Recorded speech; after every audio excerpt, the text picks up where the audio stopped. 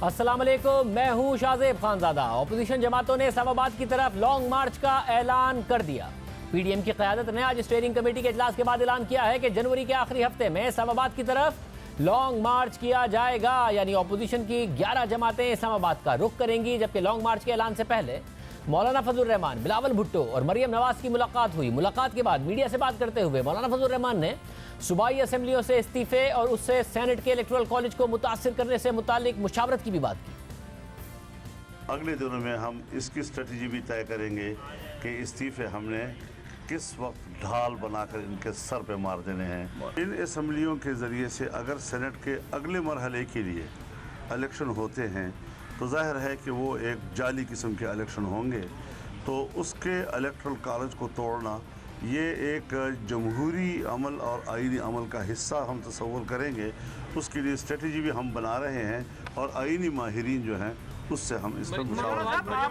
अहम बात यह है कि सूबाई असेंबलियों में सबसे बड़ा स्टेक पीपल्स पार्टी का है, जिसके बाद सिंध हुकूमत है, यानी पीडीएम की वाहिद जमात जिसके पास सूबे में हुकूमत मौजूद है और वो इस्तीफे देकर अपनी असेंबली तहलील कर सकती है। मगर खुद पीपल्स पार्टी के सीनियर रहनुमा और कानूनदान वाजे कर रहे हैं कि सूबाई असेंबली तहलील होने से भी सेनेट के इलेक्शन पर कोई फर्क नहीं पड़ेगा। पीपल्स पार्टी के सीनियर रहनुमा एतजाज हसन का कहना है कि पीपल्स पार्टी का सिंध असेंबली से इस्तीफे देना बहुत बड़ी कुर्बानी होगी। इस्तीफे देने से हुकूमत मजीद मजबूत हो जाएगी। पाकिस्तान पीपल्स पार्टी की तरफ से बहुत बड़ी कुर्बानी होगी सिंध गवर्नमेंट छोड़ना। सेनेट इलेक्शन को सबटाज नहीं होते। मेरा ख्याल है अगर इस्तीफे देंगे हम अपोजिशन वाले तो इमरान खान मजबूत ही हो जाएगा सेनेट इलेक्शन में। अगर सिर्फ नंबर देखी जाए तो सेनेट इलेक्शन में ये है कि अगर गवर्नमेंट अपोजिशन सारी इस्तीफे दे के बाहर बैठ जाए तो वो गवर्नमेंट बड़े मजे से पूरे हाउस को पूरे सूबे की पूरी नुमाइंदगी अपने नाम कर लेगी, क्योंकि असेंबली तो डिसॉल्व नहीं होगी। असेंबली तो अगर सिंध की असेंबली डिसॉल्व कर दी, हमने पीपल्स पार्टी से कहा गया कि आप करें, तो पीपल्स पार्टी वहाँ भी जो वहाँ रुक जाएगा सिंधी सेनेटर का इलेक्शन, वो रुक जाएगा। वहाँ कोई केयर टेकर इलेक्शन करा रहा होगा। ऐसा हसन आज कह रहे हैं, जबकि 2018 में जब बलूचिस्तान के वजीर आला सनाउल्लाह ज़हरी के खिलाफ तहरीक अदम एतमाद पेश की गई तो बलूचिस्तान असेंबली के तहलील होने की क़यासराइयाँ होने लगी और उस वक्त पीपल्स पार्टी के सीनियर रहनुमा और साबिक चेयरमैन सेनेट नैयर हुसैन बुखारी ने कहा था कि एक हाउस की गैर मौजूदगी में सेनेट इलेक्शन को मुलतवी करने का कोई सवाल पैदा नहीं होता। एक सूबे में बहरान की वजह से दीगर सूबों को सेनेट में नुमाइंदे मुंतखब करने के हक से महरूम नहीं किया जा सकता। यानी पीपल्स पार्टी के सीनियर रहनुमा अब भी और माजी में भी वाजे कर चुके हैं कि सूबाई असेंबली तहलील होने से भी सेनेट इलेक्शन पर कोई फ़र्क नहीं पड़ेगा। यानी कौमी असेंबली में मरकज़ी हुकूमत को इस्तीफे से कोई फ़र्क नहीं पड़ेगा, क्योंकि कोरम चलाने के लिए 84 अराकीन की ज़रूरत होती है, जबकि तहरीक इंसाफ के पास इत्तेहादियों समेत 177 से ज़ायद अराकीन का वोट ऑफ कॉन्फिडेंस मौजूद है। और सूबाई असेंबलियों से इस्तीफ़ों से मुतालिक खुद अपोजिशन रहनुमा कह रहे हैं कि हुकूमत को कोई फ़र्क नहीं पड़ेगा। आज मीडिया टॉक के दौरान जब मरियम नवाज से सवाल पूछा गया कि बिलावल भुट्टो को इस्तीफों पर मना लिया है, तो मरियम नवाज ने कहा कि इसका जवाब बिलावल भुट्टो खुद देंगे। और बिलावल भुट्टो ने कहा कि हम सब एक पेज पर हैं। इसके अलावा उन्होंने कहा कि इस्तीफों के मौजू पर सेंट्रल एग्जीक्यूटिव कमेटी का इजलास बुला रहे हैं, जिसमें पार्टी रहनुमाओं से राय ली जाएगी। यानी पीपल्स पार्टी बज़ाहिर अब भी कशमकश का शिकार नजर आ रही है। आपकी तरफ से, मौलाना साहब की तरफ से, नवाज शरीफ साहब की तरफ से इस्तीफों का मुतालबा बड़े जोर से है, लेकिन बिलावल साहब मेंबर कौमी असेंबली आप तीनों नहीं है, तो क्या उनको मनाने में कोई ताख़ीर हो रही है उसको इस्तीफों के हवाले से? क्योंकि आप तीनों तो मेंबर पार्लियामेंट नहीं है, बिलावल साहब अकेले ही हैं। बिलावल, आप इसका जवाब खुद देंगे? पाकिस्तान पीपल्स पार्टी और मौलाना फजल रहमान साहब, मरियम शरीफ साहब और सारे जो हमारी 11 जमातें हैं, हम सब एक पेज पे हैं और एक स्टेज पे हैं। पाकिस्तान पीपल्स पार्टी इसी मौजू पे अपना सीसी का मीटिंग बुला रहे हैं, वहाँ हम इत्तेसास साहब को और बाकी हमारे जो नुमाइंदे हैं, मेंबरान हैं, उनसे हम उनका ओपिनियन और इनपुट लेंगे। सब पर बात करेंगे। हमारे साथ पीपल्स पार्टी के सीनियर रहनुमा कमरुज़्ज़मा कायरा, नून लीग से एहसन इकबाल और पाकिस्तान तहरीक इंसाफ से हुकूमत से असद उमर साहब मौजूद होंगे। सबसे पहले कायरा साहब, मैं आपसे जानना चाह रहा हूँ, सबसे बड़ी कुर्बानी अगर सूबों से इस्तीफे होते हैं तो आपकी होगी। सिंध हुकूमत है आपके पास।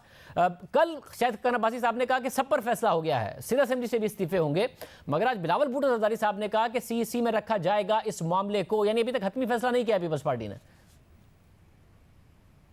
देखिए, सब जमातों को ये इख्तियार है और ये होना चाहिए, ये ऐन जमहूरी अमल है कि आपने, क्योंकि हमारा जो चार्टर हमने साइन किया है उसमें इस्तीफों का ऑप्शन मौजूद है और हमारा पहले ये था कि हम ये स्टेप उठाएंगे, हम एहतजाज करेंगे, जलसे करेंगे, दिसंबर में हम लॉन्ग जो मार्चेस करेंगे और बड़े जलसे करेंगे, बड़े एहतजाज करेंगे, एक मोमेंटम बिल्ड करेंगे और फिर हम करेंगे और असेंबलियों के अंदर और असेंबलियों के बाहर प्रेशर बढ़ा के और फिर अप्रोप्रिएट टाइम पे इस्तीफों का जो ऑप्शन है वो भी इस्तेमाल हो जाएगा। उसमें पीपल्स पार्टी का ये बिल्कुल जमहूरी तरीका है कि बाकी सब के साथ हम सिग्नेटरी हैं, लेकिन हमारी जमात के अंदर से इसकी कंसल्टेशन होनी, सीनियर क़यादत के साथ, सीईसी के साथ इस पे बात करनी, ये बुनियादी कजिया है, बुनियादी है और इससे बेहतरी का अमल होगा अगर ये फैसला और चेयरमैन ने दुरुस्त कहा कि हम अपनी जमात को उस बात पे कन्विंस कर लेंगे, करेंगे,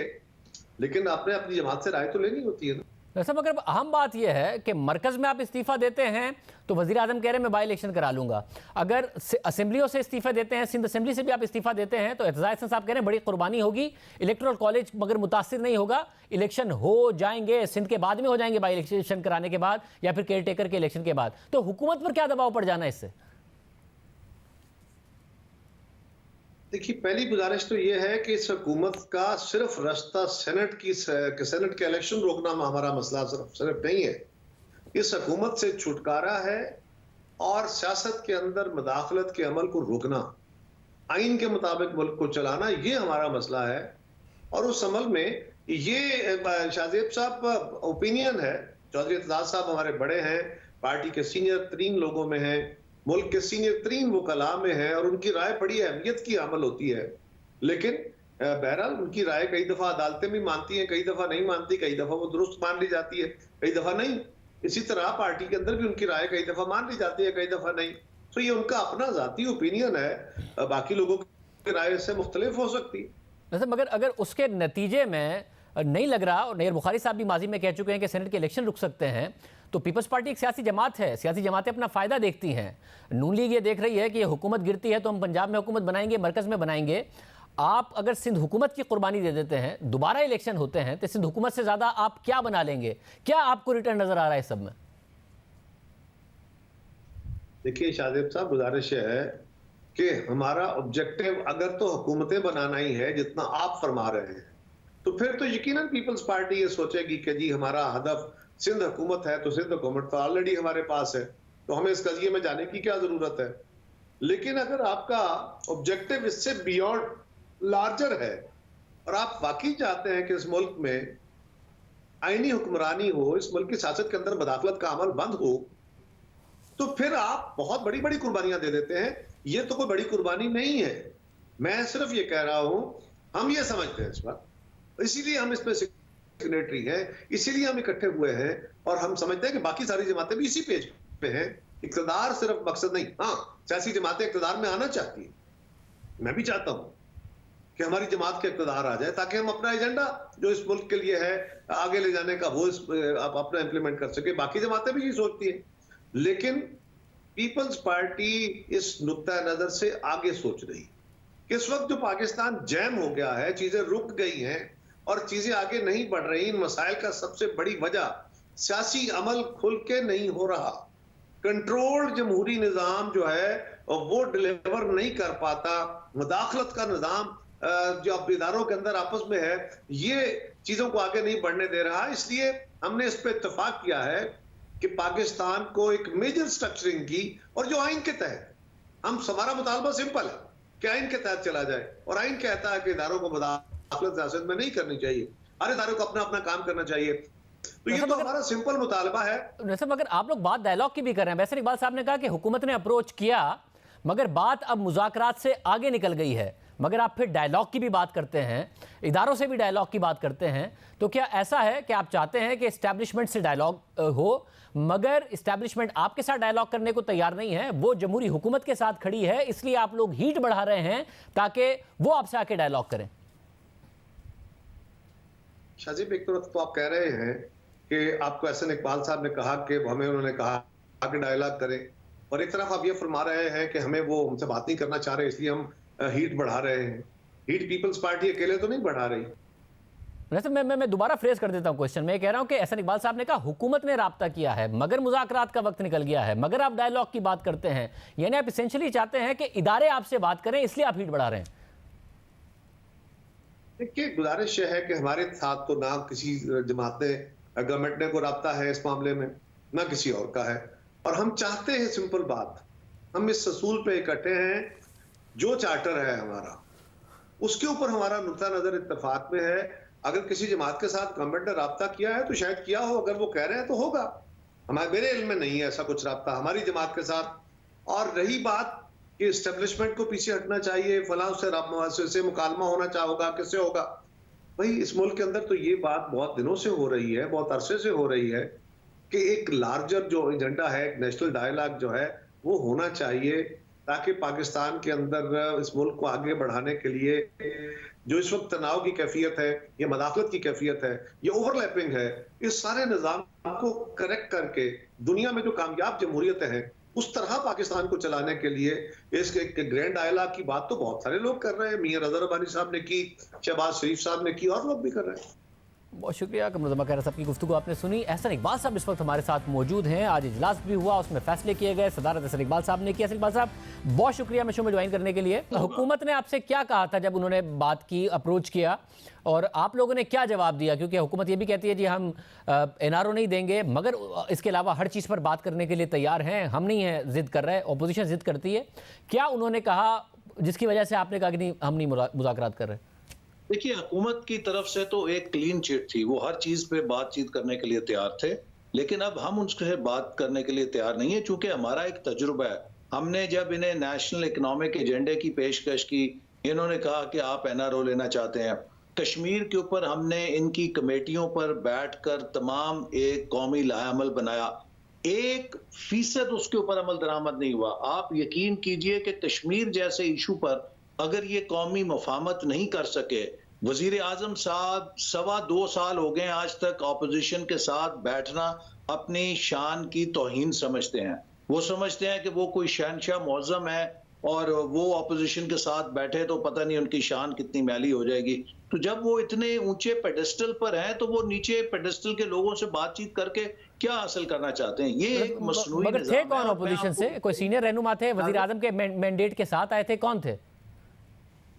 जी, इनके कैबिनेट मिनिस्टर्स थे और उन्होंने राब्ता किया है। और ये बात मैं आपसे कहूं कि देखिए, ये शख्स जो वजीर आजम है इस वक्त इतना पोलराइजिंग फिगर है, इनकी जो ज़हनियत है कि जो एक इंतकाम भरा हुआ है हर चीज के खिलाफ, as if he is a saddest mind, कि इनको अंदाजा नहीं है कि मुल्क और कारोबार या इदारे या मईशतें कोलैबोरेटिव गवर्नेंस से चलती हैं। जहां पर आप कॉन्फ्लिक्ट्स लेकर आते हैं, चलता हुआ निजाम बर्बाद हो जाता है। अब आप मुझे बताइए कि कौन मान सकता है कि इनका जो इस्तदलाल है कि ये एक हाजी ईमानदार है 22 करोड़ की आबादी में, बाकी पूरी कौम चोर डाकू ठग गद्दार है, तो इस तरह तो मुल्क नहीं चलते। माफ कीजिए, हम अपनी तौहीन तो नहीं चाहते। अगर हमें हर बात पे ये सुनना पड़े हम मुल्क के गद्दार हैं, हम चोर हैं, हम डाकू हैं, एक ये सारी ईमानदारी का ठेका लेकर आए हैं, तो इसका हशर तो आपने देख लिया। आज गरीब आदमी को रोटी नहीं मिल रही है।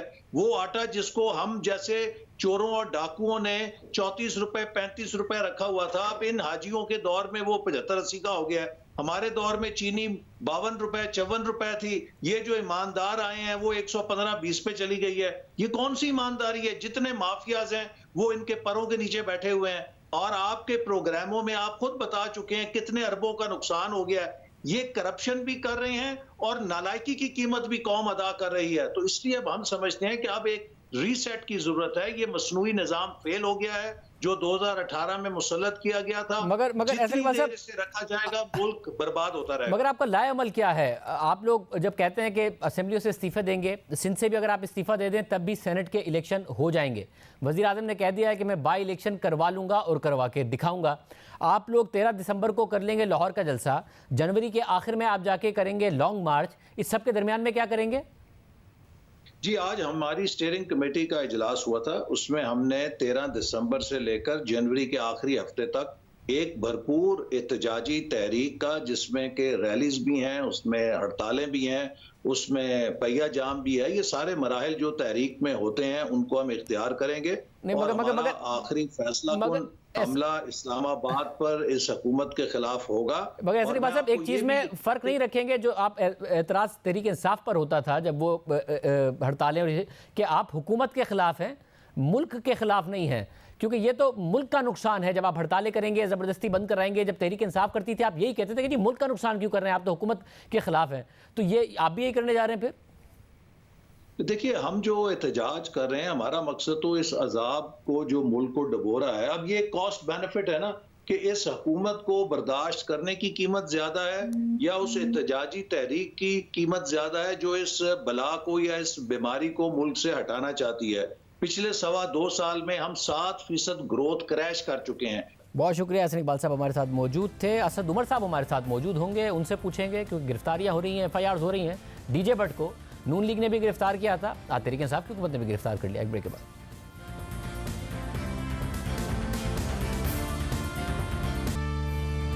जहां अपोजिशन सियासी दर्जा हरारत बढ़ा रही है, तो वहीं लाहौर जलसे से पहले हुकूमत ने गिरफ्तारियों का सिलसिला शुरू कर दिया है, मुकदमात का सिलसिला शुरू कर दिया है। मगर इस बार तहरीक इंसाफ की हुकूमत ने उस शख्स की गिरफ्तारी की है जिसने माजी में तहरीक इंसाफ के जलसों में अहम किरदार अदा किया। वो शख्स कोई और नहीं बल्कि DJ भट्ट है, जिन्हें जब नून लीग की हुकूमत में गिरफ्तार किया गया तो तहरीक इंसाफ ने मौका अख्तियार किया था कि उनकी गिरफ्तारी नून लीग की बादशाही जहनियत की अक्कासी करती है।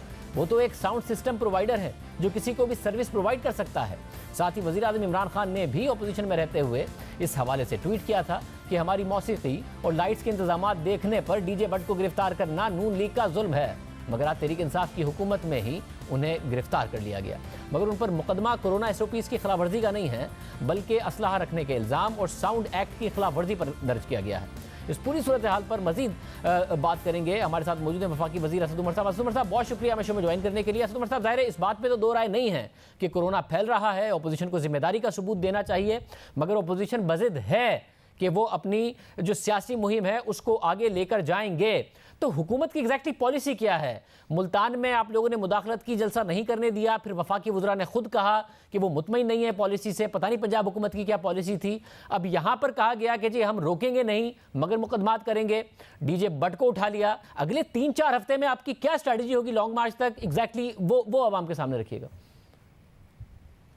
देखिए, इसके अंदर अगर बदकिस्मती से कोरोना के और जितने नुकसानात हैं उसके साथ एक ये भी मसला हमारे साथ हो रहा है, क्योंकि सियासी तौर पर तो इनके जलसों से हमें कोई नुकसान नहीं हो रहा, बल्कि मैं तो कहूँगा कि अभी तक जो हुआ है उससे तो फ़ायदा ही हुआ है हमें सियासी तौर पर। गुजरांवाला में जो शो हुआ वो यकीनन इनकी तवक्कुआत पर वो पूरा नहीं उतर रहा था। मुल्तान में बहुत कमज़ोर शोर था, पेशावर में कमज़ोर था, लेकिन साथ कोरोना एक हकीकत है और यही जो शशोपंज है वो कुछ हद तक आपको फैसलों में और जिस तरीके से फैसले पे अमल दरामद होता है उसके अंदर भी नजर आ रहा है।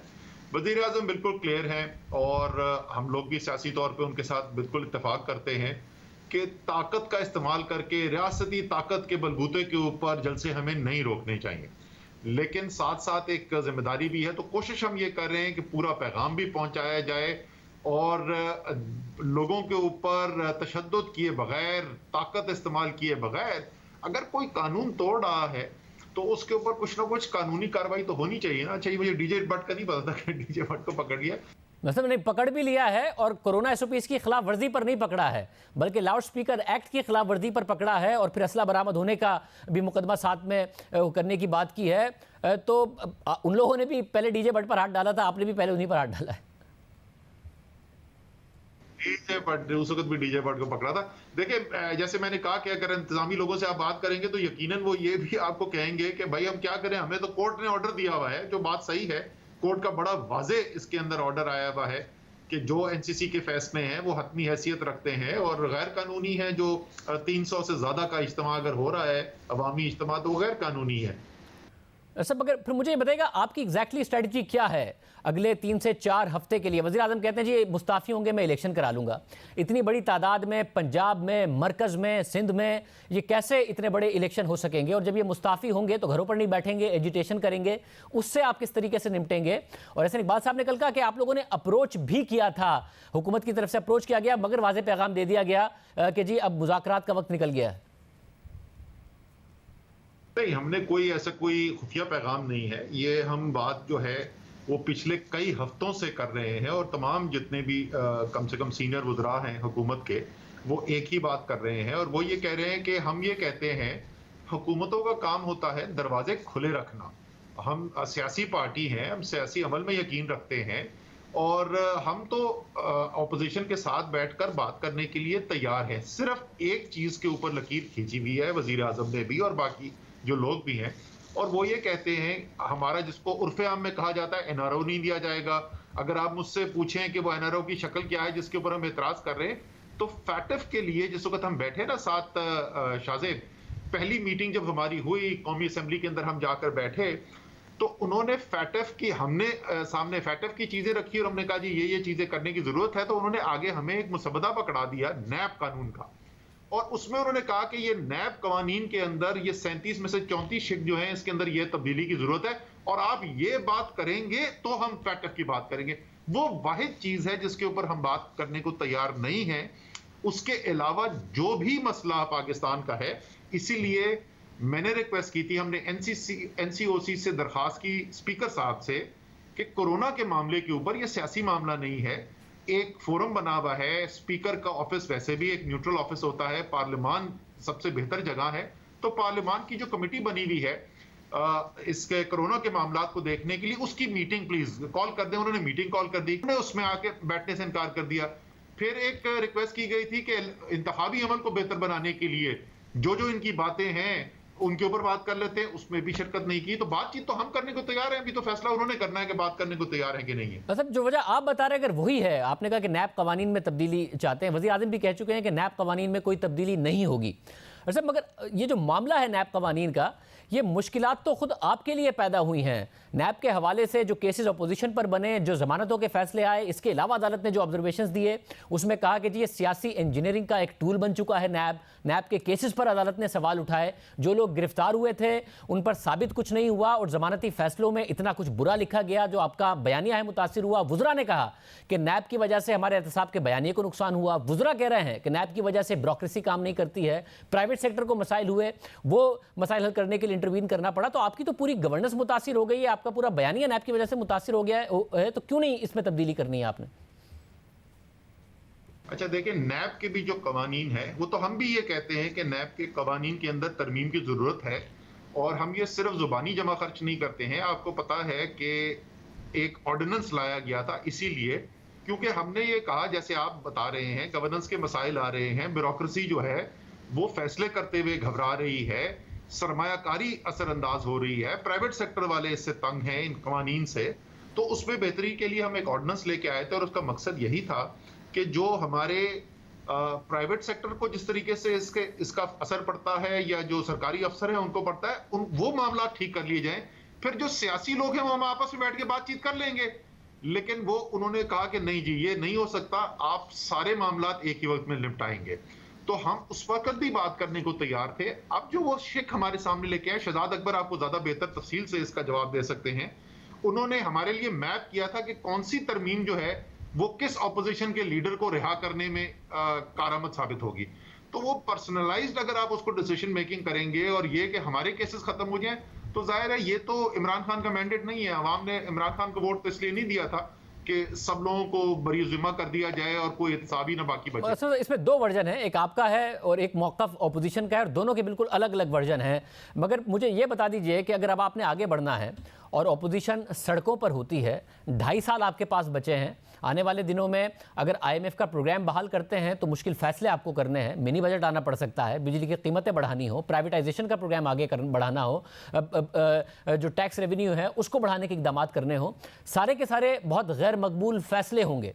और गैर मकबूल आपको फैसले करने के लिए अगर ऑपोजिशन सड़कों पर होगी, आप पर दबाव होगा, तो आप मुश्किल फैसले ये नहीं कर पाएंगे, मुश्किल और गैर मकबूल फैसले, अगर आप बात ही नहीं करेंगे उनसे। जी देखें, जाहिर है कि ऑपोजिशन ये सब कर ही इसलिए रही है कि हुकूमत के लिए मुश्किलात पैदा करे। वो तो बुनियादी मकसद ही यही है ना इस तहरीक का, कि इतनी मुश्किलात पैदा की जाएं, मुल्क के जो काम हैं, जिस तरीके से आपने अमूर हुकूमत चलाने हैं उसके अंदर मुश्किलात खड़ी कर दी जाएं, और उसमें शायद दबाव में आके हुकूमत जो है वो कोई ऐसी बात मानने को तैयार हो जाए जो उसूली तौर पर जिससे वो इत्तेफाक नहीं करते। मैं दोबारा कहूंगा कि हमारा ऑपोजिशन के साथ बैठकर काम करने में कोई माजी के अंदर हमारा मसला नहीं रहा है। ये एक बड़ा बयानिया है कि हुकूमत तो किसी से बात ही नहीं करती। हमने एक दिन के अंदर साथ बैठ के शाहजेब इसी ऑपोजिशन के साथ, यही PTI की हुकूमत ने बैठ के 7 कवानीन के ऊपर काम किया था, और वो कानून बने। तो हम बात तो करने को तैयार हैं, लेकिन हम ब्लैकमेल होने को तैयार नहीं है। इमरान खान वोट लेकर आए थे, अवाम ने उन पर एतमाद किया था कि वो एक एहतसाबी अमल को सपोर्ट करेंगे, शफाफ एहतसाबी अमल को, तो वो उस चीज के ऊपर कोई लचक नहीं हो सकती। बाकी जो मर्जी बात की करना चाहते हैं जरूर करें, हमें इस पे क्या एतराज हो सकता है। बहुत शुक्रिया सुमर साहब का मौक़िफ़ आपने सुना। प्रोग्राम में शामिल करते हैं और हम इशू पर बात करेंगे। इस वक्त भारत में मोदी हुकूमत एक नई मुश्किल का शिकार है। किसान सड़कों पर हैं और उनके एहतजाज का दायरा हर गुजरते दिन के साथ बढ़ता जा रहा है। भारत में किसानों का नए ज़रई क़वानीन के खिलाफ एहतजाज 13 रोज से जारी है। वाटर कैनन, लाठी चार्ज, आंसू गैस की शेलिंग, सर्द मौसम, बैरियर्स और कंटेनर्स के बावजूद पंजाब के किसान दिल्ली के दाखिली और खारजी रास्तों पर धरना दिए बैठे हैं। किसानों और हुकूमत के दरमियान 6 बार मुज़ाकरात की कोशिश की जा चुकी है, मगर किसान नहीं मान रहे हैं। किसानों का कहना है कि वो तब तक एहतजाज खत्म नहीं करेंगे जब तक हुकूमत ज़रई शोबे से मुंसलिक 3 नए क़वानीन वापस नहीं ले लेती। अभी एहतजाज सिर्फ किसानों तक ही महदूद नहीं रहा है। किसानों के इस एहतजाज में 24 सियासी जमातें, सैकड़ों ट्रेड यूनियंस, इंसानी हुकूक की तंजीमें, असातिज़ा और भारतीय कौमी हीरोज़ धरने में शामिल हैं। ये मामला उस वक्त शुरू हुआ जब सितंबर में मोदी हुकूमत ने 3 क़वानीन की मंजूरी दी, जिसके बारे में किसानों का दावा है कि किसानों से उनके हुकूक और हुकूमती तहफ़्फ़ुज़ छिन गया है। किसान डायरेक्ट मार्केट से एक्सपोज हो जाएंगे। भारतीय किसानों को इससे पहले जो हुकूमती सब्सिडीज मिलती थी, इनकम टैक्स से छूट मिलती थी, फसल की इंश्योरेंस और 23 अजनास की पैदावार पर सपोर्ट प्राइस मिलती थी। किसानों का दावा है कि नए क़वानीन के बाद वो नहीं मिल पाएंगे और इन नए क़वानीन के बाद किसानों की पैदावार का तयन मार्केट की डिमांड करेगी, जबकि मौजूदा मंडी निज़ाम, जहां हुकूमत के फिक्स करदा रेट पर किसान अपनी पैदावार होलसेल मार्केट को फरोख्त करते हैं, वो आहिस्ता आहिस्ता ख़त्म हो जाएगा। इसके अलावा इन नए क़वानीन से निजी खरीदार भी मुस्तकबिल में फ़रोख्त के लिए ज़रूरी अजनास ज़ख़ीरा कर सकेंगे, जो इससे पहले सिर्फ हुकूमत से मंजूर शुदा एजेंट ही कर सकते थे। भारत में ज़रई शोबे से अब डायरेक्ट प्राइवेट सेक्टर और बड़ी कॉरपोरेशंस डील करेंगी, तो किसानों को खदशा है कि ये बड़ी कंपनियां इन छोटे किसानों का इस्तेहसाल करेंगी और वो मजीद गुर्बत में धकेले जाएंगे। भारतीय किसानों का कहना है कि हुकूमत चंद बड़ी कंपनियों को फ़ायदा देने के लिए किसानों को गुमराह कर रही है। अगर यह कानून मुस्तकबिल में जारी रहा तो किसानों की हैसियत बड़ी कंपनियों के मजदूरों तक महदूद हो जाएगी।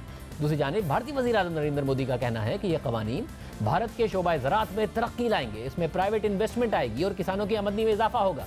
तरक्की के लिए रिफॉर्म ज़रूरी होते हैं। हम नई सदी में पुरानी सदी के क़वानीन के साथ नहीं दाखिल हो सकते हैं।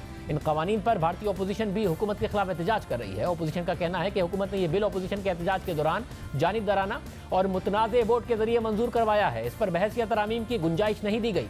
भारतीय हुकूमत और किसानों के दरमियान 2 हफ्तों से डेडलॉक बरकरार है। भारतीय किसानों के एहतजाज को आलमी मीडिया भी भरपूर कवरेज दे रहा है। एक तरफ तो ये बिल भारत की 50% आबादी जो ज़राअत के शोबे से मुंसलिक है, उन्हें मुतासिर कर रहा है, तो दूसरी जानिब एहतजाज करने वाले किसानों की अक्सरियत का ताल्लुक पंजाब की सिख आबादी से है और दुनिया भर में मुकीम सिख बरादरी किसानों के एहतजाज की हिमायत कर रही है। कनाडा में, बरतानिया में मुकीम सिख आबादी ने भारतीय हाई कमीशन के बाहर एहतजाज भी किया और कैनेडियन वज़ीर-ए-आज़म जस्टिन ट्रूडो ने भी इस एहतजाज की हिमायत का ऐलान किया। तो भारत ने इसको गैर ज़रूरी और भारत के अंदरूनी मामलात में मुदाखलत करार दिया और भारत में मौजूद कैनेडियन सफ़ीर को बुलाकर एहतजाज रिकॉर्ड करवाया। मगर कैनेडियन वज़ीर-ए-आज़म फिर भी अपने मौक़िफ़ पर कायम रहे। लेकिन खुद भारत में हुकूमत और मीडिया इस एहतजाज को हुकूमत मुखालिफ खालिस्तान तहरीक से जोड़ रही है और उसके खिलाफ प्रोपेगेंडा किया जा रहा है। हर गुजरते दिन के साथ उसका दायरा वसी हो रहा है, जबकि अपोजिशन जमातें भी किसानों के साथ हुकूमत के खिलाफ एहतजाज में शरीक हो गई हैं। यह एहतजाज हुकूमत के लिए एक बड़ा चैलेंज साबित हो रहा है। मोदी हुकूमत, जो पहले ही कोरोना वायरस की मिसहैंडलिंग की वजह से दबाव में है, लगातार 2 सहमाइयों में मनफी मुआशी तरक्की की वजह से भारतीय मईशत के रिसेशन में जाने की वजह से तनकीद की जद में है, अब वो मजीद दबाव में आ गई है। और दूसरी जानिब भारत में जारी अंदरूनी बदअमनी से एक और खदशा जन्म ले रहा है। पाकिस्तानी मीडिया ज़राए के हवाले से रिपोर्ट कर रहा है कि भारतीय हुकूमत इस मुल्क गिर एहतजाज और दीगर अंदरूनी और बैरूनी मुहाजों पर अवामी दबाव का शिकार है, जिससे तवज्जो हटाने के लिए वो आने वाले दिनों में बॉर्डर पर कशीदगी की सूरत हाल पैदा कर सकती है। ज़राए के हवाले से यह कहा जा रहा है कि भारत अक़लियतों के साथ नारवा सलूक, किसानों के एहतजाज, मकबूजा कश्मीर में बढ़ते मजालिम और आलमी मीडिया और इदारों की तनकीद से तवज्जो हटाने के लिए एक और फॉल्स फ्लैग ऑपरेशन की कोशिश कर रहा है। इसलिए मुसल्लह अफवाज को हाई अलर्ट कर दिया गया है। ज़राए के हवाले से बताया जा रहा है कि भारत पुलवामा ड्रामे की तर्ज पर कंट्रोल लाइन और वर्किंग बाउंड्री पर किसी एक्शन की तैयारी कर रहा है। भारत बॉर्डर एक्शन या सर्जिकल स्ट्राइक का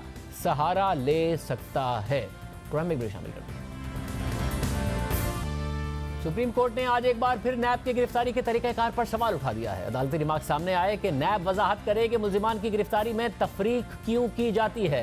कुछ जगहों पर नैब के पर जलते हैं। जेल अकाउंट्स केस में समाअत की दरख्वास्तों पर समाअत के दौरान डॉक्टर डिंशा के वकील रशीद रिजवी ने दलाइल दिए कि मेरा मौक्किल 20 माह से जेल में है, सिर्फ मेरे मौक्किल को पकड़ा गया, बाकी मुल्जिमान आज़ाद है। मेरे मौक्किल ने कानूनी तरीके से प्लॉट खरीदा, उस वक्त एहतसाब का जमाना था।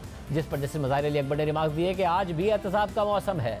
मुल्जिम के वकील ने मजीद दलाइल देते हुए कहा कि 86 गवाह हैं कि केस ऐसे चलता रहा तो 3 साल मजीद जेल में लग जाएंगे। जिसमें मज़ाहिर अली अकबर ने सवाल उठाया कि एक ही रेफरेंस में कुछ मुल्जिमान को पकड़ने और कुछ को ना पकड़ने की क्या मंतक है। 25 मुल्जिमान में से सिर्फ 4 को क्यों पकड़ा गया, बाकी मुल्जिमान का क्या बना।